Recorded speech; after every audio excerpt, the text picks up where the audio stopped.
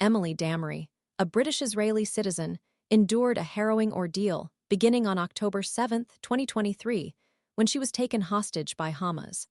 Her captivity, lasting over 15 months, concluded 12 days prior to her recounting her experiences.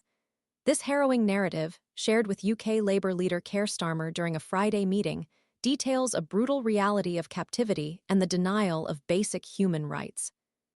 Damari, at only 28 years old, revealed the stark inhumanity she faced at the hands of her captors. The physical and emotional scars are profound, evident in the loss of 2 fingers and the lingering trauma of being shot twice, an act followed by the callous refusal of necessary medical attention. This deliberate negligence underscores the brutality of Hamas' actions and highlights the urgent need for accountability for their crimes against humanity. Her mother, Mandy Damari, disclosed a chilling detail. Hamas held her daughter within facilities belonging to the United Nations Relief and Works Agency for Palestine Refugees in the Near East, UNRWA. This revelation raises critical questions about the agency's security protocols and its capacity to protect vulnerable populations within its facilities, especially in the context of armed conflict. The implications extend beyond Damari's personal suffering, shedding light on broader security concerns and the potential exploitation of UN facilities by militant groups. The use of UNRWA facilities as de facto prisons raises serious questions about the agency's oversight and the potential for future misuse of its resources and infrastructure, requiring a thorough investigation and reform to prevent similar abuses in the future. UNRWA spokesperson Juliet Tauma, in a statement to the BBC, acknowledged the complex situation. Tauma explained that UNRWA operational capacity had been severely hampered in the months preceding Damari's release, citing restricted access to many of their facilities for an extended period. This limitation stemmed directly from the intense conflict, forcing many UNRWA buildings to serve as emergency shelters for displaced civilians. The sheer volume of displaced individuals overwhelmed the agency's already limited resources, significantly restricting their ability to provide timely aid and support.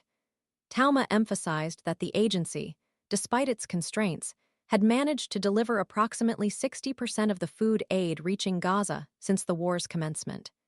This impressive feat, given the challenging circumstances, underscores the agency's commitment to assisting the Palestinian population.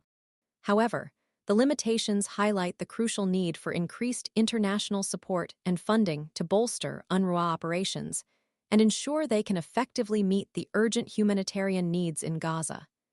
Adding another layer of complexity to this dire situation is a newly enacted Israeli law, taking effect on Thursday, effectively banning UNRWA operations within Israel. This action forced the departure of international UNRWA staff, a move the agency itself predicted would significantly impede Gaza's recovery and its political transition. Critics widely denounce this decision, arguing it jeopardizes essential humanitarian aid efforts, potentially exacerbating the already dire conditions faced by Palestinians in Gaza. This action directly affects UNRWA's ability to efficiently coordinate and deliver aid, further hindering their capacity to respond to the widespread suffering in the region. The confluence of these factors underscores the need for concerted international pressure to address the humanitarian crisis in Gaza and ensure accountability for those responsible for the inhumane treatment of hostages like Emily Damari. The international community must demand an end to the violence, ensure access to humanitarian aid, and promote a just and lasting resolution to the conflict.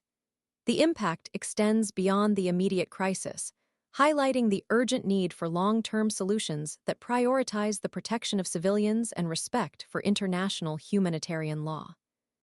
The case of Emily Damari serves as a stark reminder of the devastating consequences of conflict and the imperative to uphold the fundamental principles of human rights.